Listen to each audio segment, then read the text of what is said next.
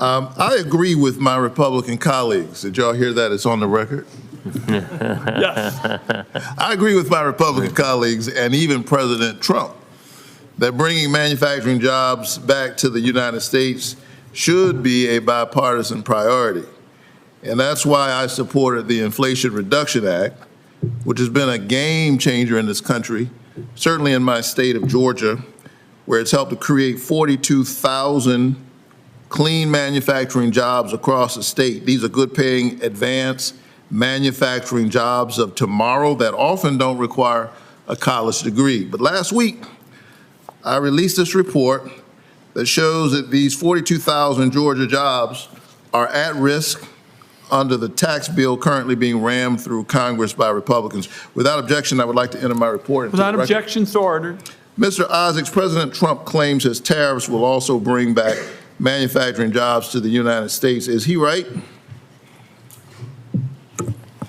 Will the president's tariffs on raw goods and component parts boost domestic manufacturing? Targeted tariffs can play a role in incentivizing the reshoring of certain jobs or industries, but we think that they should be targeted and used strategically and supplemented by the positive agenda I've outlined in my testimony regarding tax and workforce development and the like. So targeted and strategic is not words I'd use to describe this approach. Do you think these tariffs threaten the manufacturing boom we've seen in Georgia because of the IRA?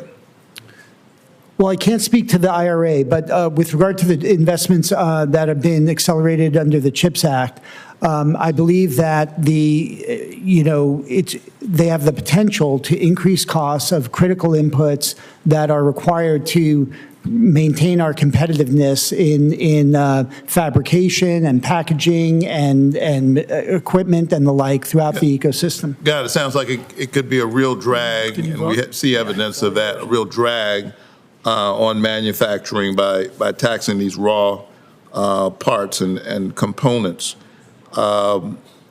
We've seen, because of global supply chains, obviously we need to import raw goods and component parts from all over to complete that manufacturing here at home.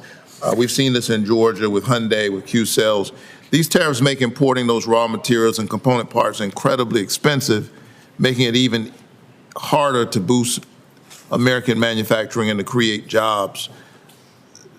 Dr. Baskarin, I don't want to butcher your name. The clean energy sector relies upon critical minerals, many of which are not available in the United States. Tell me, what will happen to industries that cannot access the critical minerals they need because of retaliatory measures or because the cost of importing them skyrockets due to tariffs?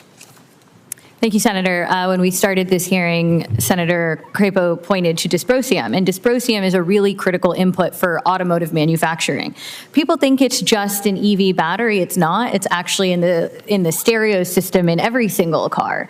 These minerals are absolutely critical for the automotive manufacturing industry. I'm from Detroit, and when these tariffs were announced, one of the first things that we saw were a round of layoffs that were made. Ultimately, every time we see a supply chain disruption in minerals for automotives, regardless of what kind of automotive. When things get significantly more expensive, we've seen that people buy less cars when the economy is weak and when economic uncertainty is high. They undermine the competitiveness of these really critical industries. So we need to be very strategic about tariffs to ensure that we're not ultimately crippling the manufactured good, because we have to think about it from a mine to manufactured good perspective. And if there's a disruption, it ultimately hurts the end good.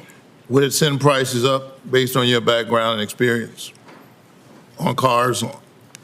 What about cars? Sorry. Would these tariffs on raw materials send prices up for consumers? 100%. And I want to go to the EV, right? When I look at an internal combustion engine in the U.S., it uses about 33 kilograms of critical minerals.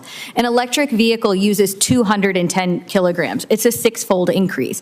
We sometimes think that if the EV industry was to be competitive on its own, it would stand up in a free market.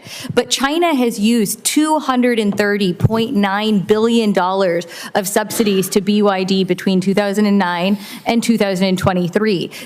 But now if you go to Mexico City and get in an Uber, it's probably a BYD, right? We have seen that it is a competitive global industry. Ensuring that we have competitive mineral inputs is critical to sustaining the competitiveness of GMs and Fords in this country and ensuring that we can sell internationally.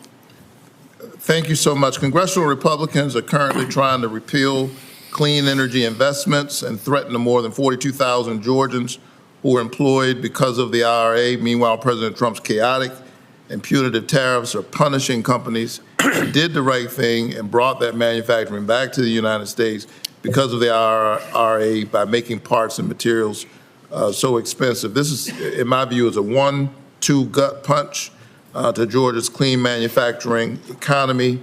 And these tariffs are making us weaker and weakening our position in relationship to China and making us poor. And it's long past time for Congress to reclaim our power in the area of tariffs. Thank you so very much. Thank you, Senator Welch. Thank you very much, Mr. Chairman. Mr. Ragland, I appreciated your comments earlier